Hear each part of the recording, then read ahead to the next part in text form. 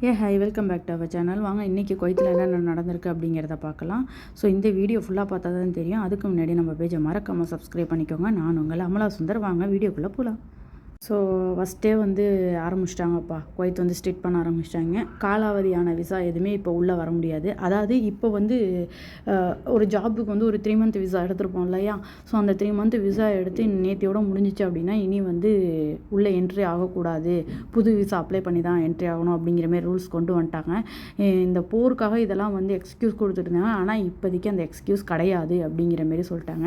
New விசாவுக்கும் apply பண்ணலாம் அப்படிங்கிற மாரி சொல்லிட்டாங்க. ஸோ விசிட் விசாவும் அப்ளை பண்ணலாம், இந்த ஜாப் ஓரியன்டட் விசாவும் அப்ளை பண்ணலாம், ஆன்லைன் மூலமா அப்ளை பண்ணிக்கலாம் அப்படிங்கிற இன்ஃபர்மேஷனும் கொடுத்துட்டாங்க.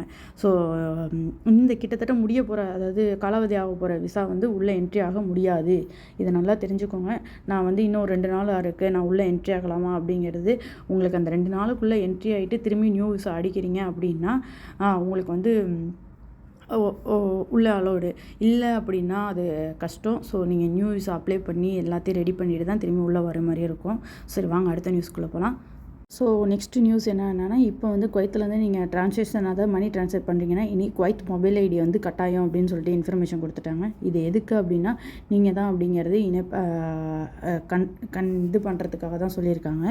ஸோ இனி நீங்கள் உங்கள் ஊருக்கு ட்ரான்ஸ்ஃபர் பண்ணுறீங்க அப்படின்னா கன்ஃபார்மாக மொபைல் ஐடி யூஸ் பண்ணி தான் ட்ரான்ஸ்ஃபர் பண்ணணும் அப்படின்ட்டு சொல்லிட்டாங்க. வாங்க அடுத்த நியூஸ்க்குள்ளே போகலாம். ஸோ இப்போ எல்லாருக்குமே இருக்கிற ஒரே கன்ஃபியூஷன், எப்போ தான் ஏர்போர்ட் ஓப்பன் பண்ணுவாங்க? ஈரானே ஏர்போர்ட் ஓப்பன் பண்ணிட்டாங்க. நீங்கள் அதாவது குவைட் எப்போ தான் ஏர்போர்ட் ஓப்பன் பண்ணோம் அப்படின்னா, குவைட் தரப்புலேருந்து என்ன சொல்லியிருக்காங்க அப்படின்னா, இந்த போர் முழுமையாக நின்றுடுச்சு அப்படிங்கிறப்ப தான் நாங்கள் ஏர்போர்ட் ஓப்பன் பண்ணுவோம். ஐ திங்க் ஜூன் ஆகும் அப்படின்னு சொல்கிறாங்க. ஸோ இது கன்ஃபார்மாக என்னன்னு தெரியல. இந்தமாரி அப்டேட் பார்க்க நம்ம பேஜை மறக்காமல் சப்ஸ்கிரைப் பண்ணிக்கோங்க.